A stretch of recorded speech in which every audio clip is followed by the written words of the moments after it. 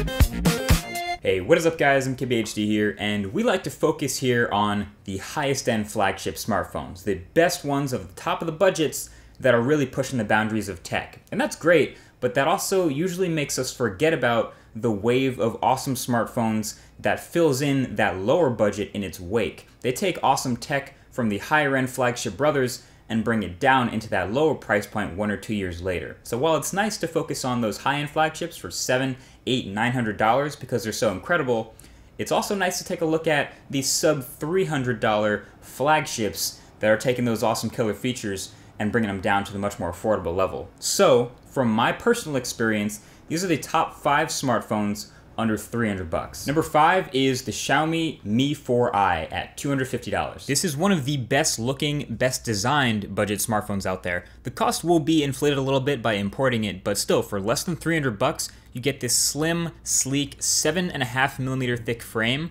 with a soft touch back that actually reminds me a lot of the Nexus 5, and it's really lightweight and easy to hold. It's rocking a pretty quality 5-inch 1080p display, and it has a quad-core Snapdragon 615, 2 GB of RAM, and believe it or not, a huge 3030 mAh battery.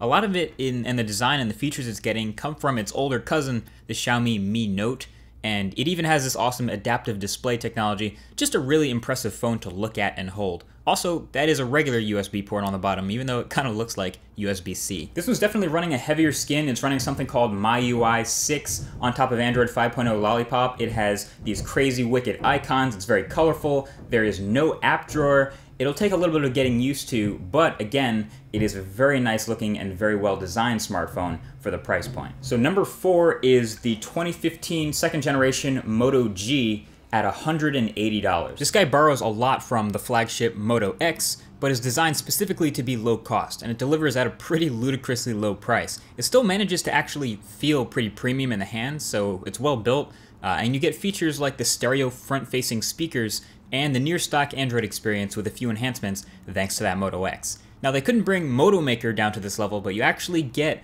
a removable back with this phone, which made room for swappable back covers of different colors whenever you want, and they threw in a microSD card slot for expandable storage over the stock 8 GB.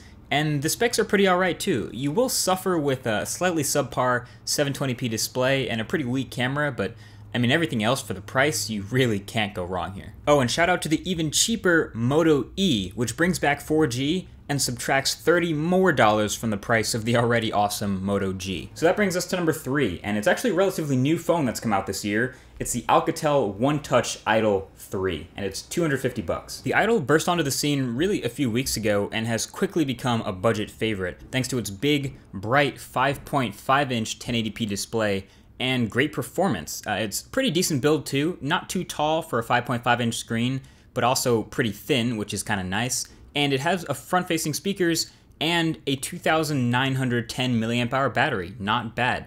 And honestly, it's a pretty fast phone too. It's rocking what initially looks like a super skin version of Android, but it's really just an icon pack and then some other smaller tweaks. And it's been one of the best performers on this list. It also has a 13 megapixel camera on the back, which is nothing too crazy in terms of quality, but it's definitely also quite fast. Also a neat feature up its sleeve, since it is a completely symmetrical phone on the front.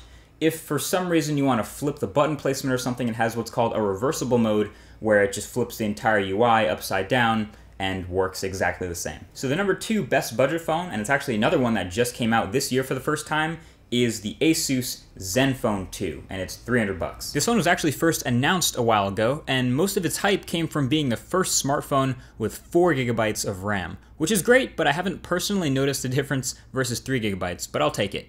And this is another budget phone that shines for its build and its performance. It has a decent 5.5-inch 1080p display, although viewing angles, I guess, are a little bit weak.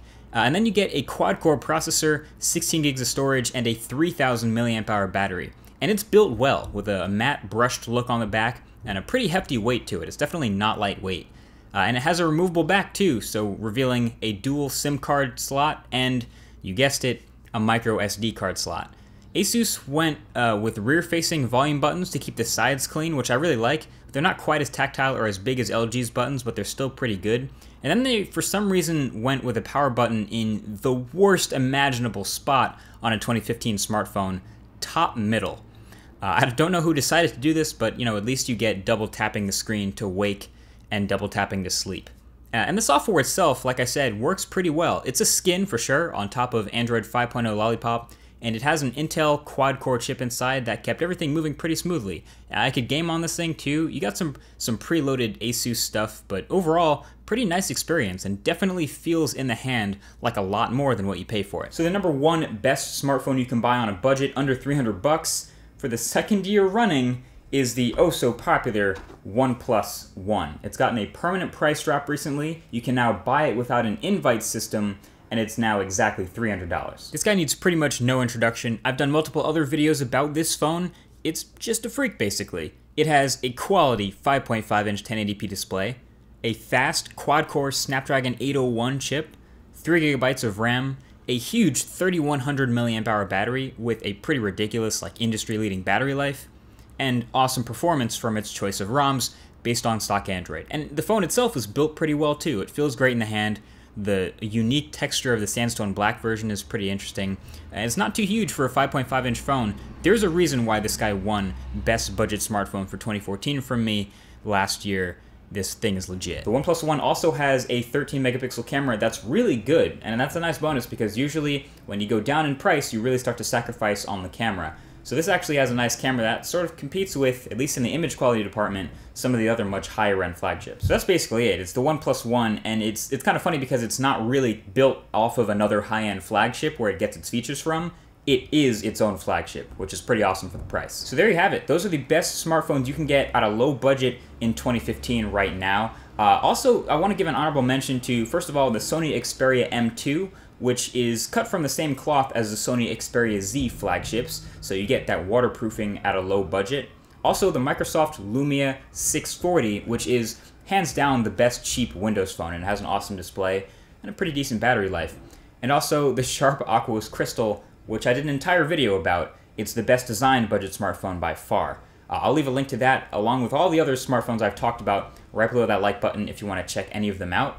And yeah, that's basically it. So moral of the story here is a lot of the smartphones that we can get for $300 today rival the experience you get from the phones we would have spent $600 or $700 on 3 or 4 years ago. So that's something to be pretty happy about.